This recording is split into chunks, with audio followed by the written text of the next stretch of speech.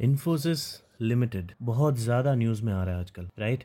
बहुत सारे यूट्यूबर्स, बहुत सारे चैनल्स, बहुत सारे पेजेस इसको रिकमेंड कर रहे हैं। ऐसा बोल रहे हैं कि इसमें इन्वेस्टमेंट का टाइम सही सही आ गया है। क्यों बोल रहे हैं? क्योंकि यहाँ पे आपको दिख सकता है कि इसका एक सपोर्ट लेवल बनता हुआ दिख रहा है। लेकिन गाइज मैं इसमें अभी कंफर्टेबल नहीं हुआ हूँ। मेरे कंफर्टेबल नहीं होने का रीजन मैं आपको बताता हूँ। देखिए, हम लोग इसके फंडामेंटल्स वगैरह ज्यादा बात नहीं करेंगे, ठीक है। इन्फोसिस ऑलरेडी बहुत सारे लोगों को पता ही है, लगभग सबको पता है कि कंसोलिडेटेड नेट प्रॉफिट देखेंगे तो कंटिन्यूस इंक्रीज है। अभी भी इसमें एक क्वार्टर ऐड होना बाकी है, फिर भी ये काफ़ी ज़्यादा बढ़ चुका है। ROE, ROCE, return on asset, everything is looking very very nice, right. तो हम लोग सीधा यही बात करते हैं कि मैं अभी तक इसमें कंफर्टेबल फील क्यों नहीं कर रहा।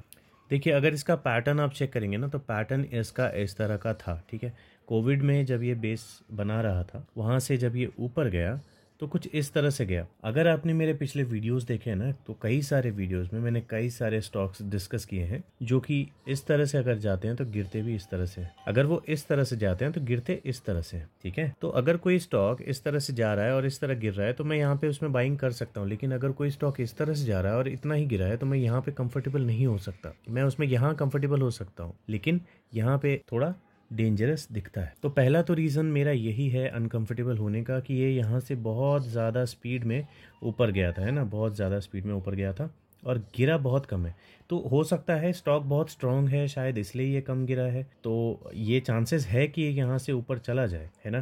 प्रॉफिट्स में कोई दिक्कत नहीं है, किसी भी चीज़ में कोई दिक्कत नहीं है, सेल्स वगैरह में, प्रमोटर्स होल्डिंग में और दूसरी जितनी भी चीज़ें हैं, किसी चीज़ में कोई दिक्कत नहीं है। लेकिन टेक्निकल पैटर्न मैं देखता हूँ कई सारी कंपनीज, मोस्टली सारी ही कंपनीज बहुत अच्छे से फॉलो करती हैं।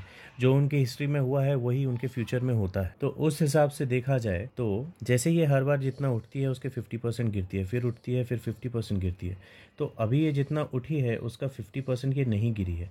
तो मेरे हिसाब से कम यहाँ तक गिरती या यहाँ तक गिरती तो मैं इसमें एक SIP करने के बारे में सोच सकता था। देखिए, मैं एक और इम्पॉर्टेंट चीज़ बताता हूँ। यहाँ पे आप ध्यान दीजिए क्या हुआ है। यहाँ पे आप देखेंगे तो ये अपने, ये जो रेड लाइन है ना, ये जो रेड लाइन जा रही है नीचे, ये जो नीचे रेड लाइन जा रही है, ये मूविंग एवरेज है।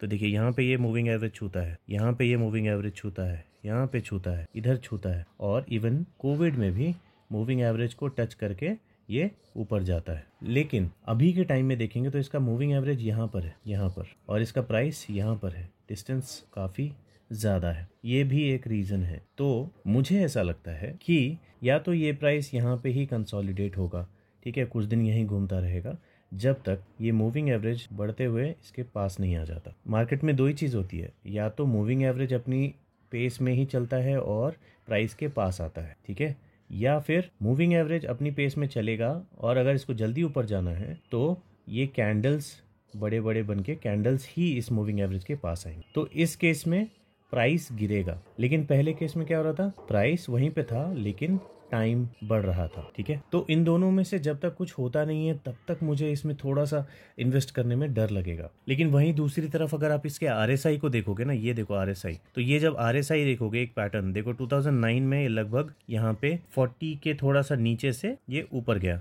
ठीक है। फिर जो भी इसके साथ हुआ, फिर यहाँ पे ये लगभग इसी लाइन पे आके ऊपर गया, फिर यहाँ पे इस लाइन को टच करके ऊपर गया, फिर इस लाइन को टच करके ऊपर गया, अभी ये इसी लाइन के आसपास है। तो ये चांस भी है, RSI को अगर देखें तो ये चांसेस भी है कि ये यहाँ से ही ऊपर चला जाए, या फिर ये हो सकता है कि RSI यहाँ पे ही ऐसा ऐसा कुछ दिन घूमे और फिर ऊपर जाए, जो मैंने बोला कंसोलिडेशन।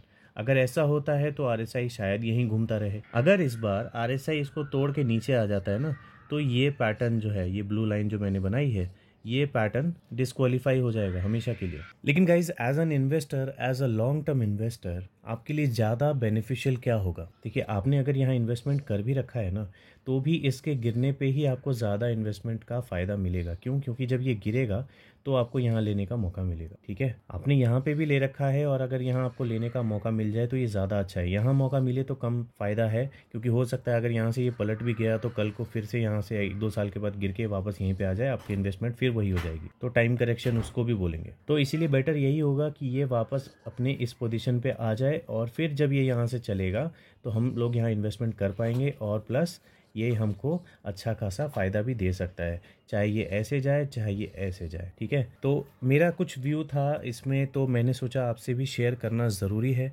क्या पता शायद आपका भी ऐसा ही कुछ व्यू हो, तो आप कमेंट सेक्शन में लिख सकते हो। तो अभी फाइनली मैं इसमें इन्वेस्टमेंट के लेवल्स कहाँ पे देख रहा हूँ। देखिए 3 लेवल्स मैं आपको बताता हूँ। पहला जो कि इस महीने के 15 तक रहेगा, अप्रैल 15, थोड़ा अच्छे से लिख देता हूँ, 15 से पहले, ध्यान दीजिएगा, अप्रैल 15 से पहले ऐसा कोई चांस तो नहीं है, लेकिन अगर ये 1280 तक आया तो मैं 1280 या 85 के आसपास में इसमें इन्वेस्टमेंट करूंगा, एक एसआईपी करूंगा, ठीक है, यहाँ कहीं पे ये लेवल पे। तो अगर अप्रैल 15 तक ये 1280 पे आया तो ही मैं यहाँ पे इसमें एसआईपी करूंगा, अदरवाइज ये पॉइंट कैंसिल हो जाएगा और फिर उसके बाद जो मेरे ईयरली टारगेट्स हैं वो एक्टिवेट हो जाएंगे। जो पहली एसआईपी होगी वो होगी 1235 पर, और दूसरी एसआईपी जो कि फाइनल एसआईपी होगी वो होगी 1005 या 1000 के आसपास, ठीक है।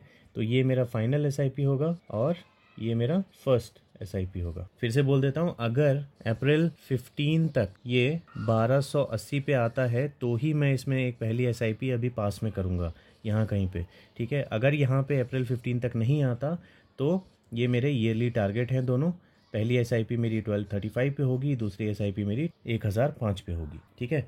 इससे ज़्यादा और इसमें मेरे पास डिस्कशन के लिए कुछ नहीं है। अगर आपके पास कुछ है, कोई न्यूज़ है, कोई इन्फॉर्मेशन है या आपके कुछ थॉट्स हैं तो कमेंट सेक्शन में लिख दीजिए, और किसी और स्टॉक के ऊपर अगर रिव्यू चाहते हैं तो वो भी लिख दीजिए, मैं अगले वीडियो में उनके ऊपर रिव्यू कर दूंगा, ठीक है। मिलते हैं अगली वीडियो में।